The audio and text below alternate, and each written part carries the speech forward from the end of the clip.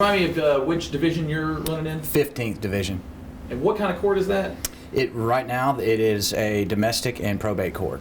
Okay. And is that the plan for after 21 too, to keep it that Well, way? it is through 21. Then they'll do another plan, and all that gets complicated. Yeah, I know. I'm trying to wrap my head around some of that stuff. Yeah. It's just, ugh.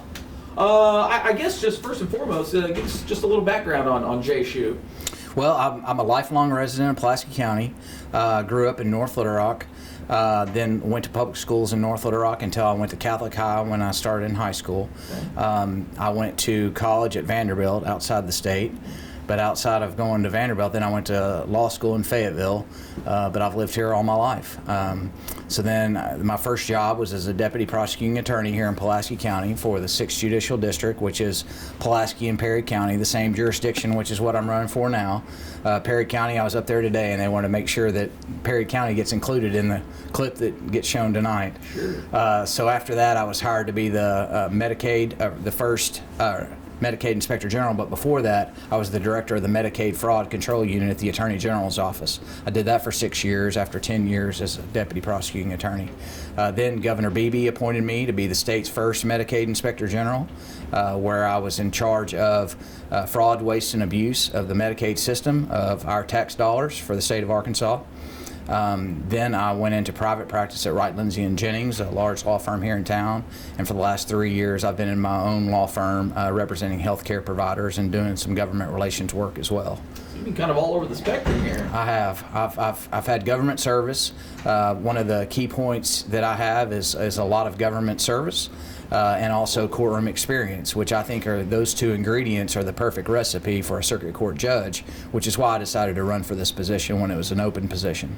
Now we understand that, stumping for these judge positions is a little different. There's not much you can actually say or make all these promises and things, but there are some changes that can be brought to the bench, and everybody kind of seems to have their little niches that they want to bring to that. What are some of the things that you want to bring? Well, there may be some technological changes and some integration working with the other judges. A third of our judiciary will be new after these elections.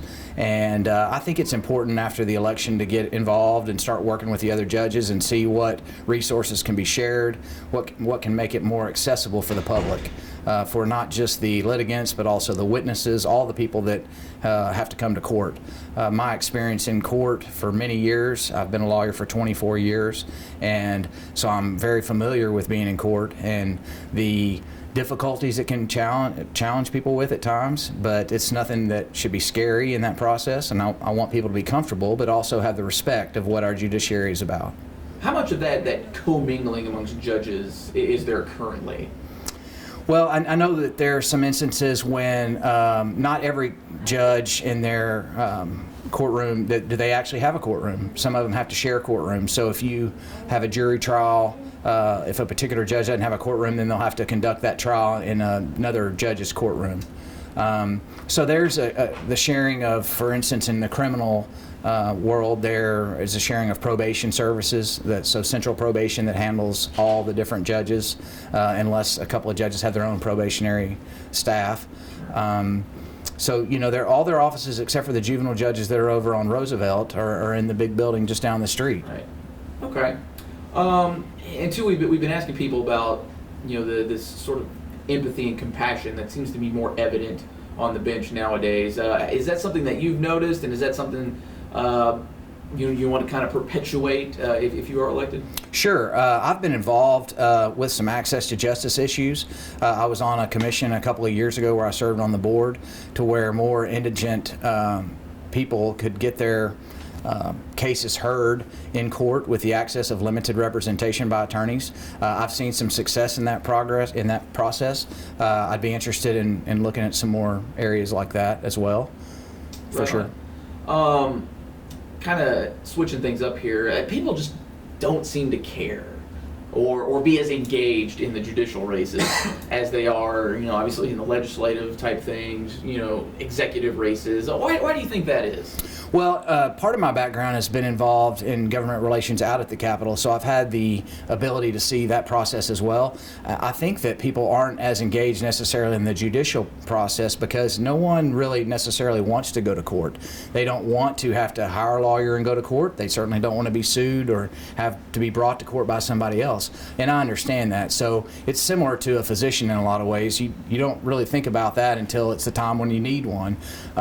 People that have been through the process, people that have been through domestic situations with divorces or child custody issues like that, obviously it's going to be more important to the people that have been through that process. People that have had to sue people or have been sued or had charges brought against them or been a victim of a crime, those are people that would naturally care about the judicial process and who your judges are going to be. I think it's an important process, and I think these are important jobs for everyone, and it's important to have people that have the right kind of experience.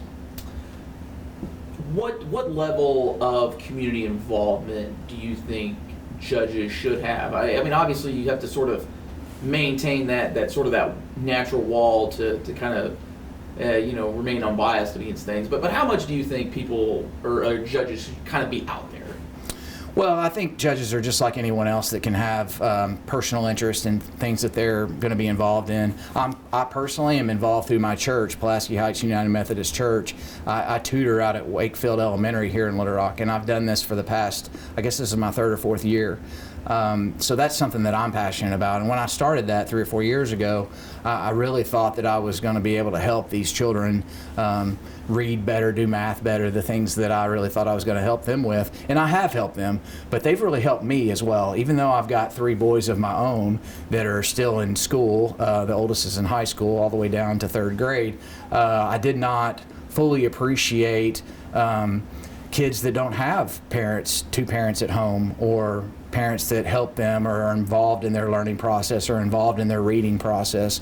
And so what I've gotten back from that process is more important than I think than what I'm providing to them. Absolutely.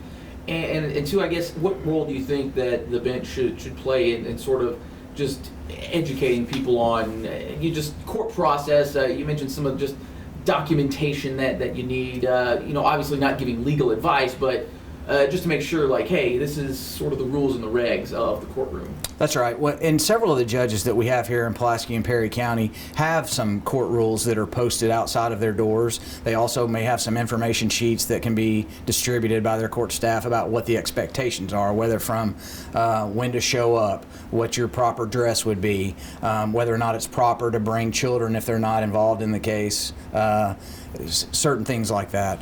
I think that's important as well. I guess I'm just a regular old voter out here in Pulaski County. I don't really keep up with things here. Why should I vote for Shue? I'll go back to what I stated at the beginning. The 2 things that I bring that are the most important ingredients to a recipe of making a very good seasoned trial judge, a circuit court judge, that's what we're talking about. A circuit court judge is a trial judge, are my extensive public service and my extensive courtroom experience, a vast understanding of the rules of evidence, the rules of criminal procedure and civil procedure. I think at the end of the day, the citizens of Pulaski and Perry County will be very proud of the job that I will be able to do as their circuit court judge.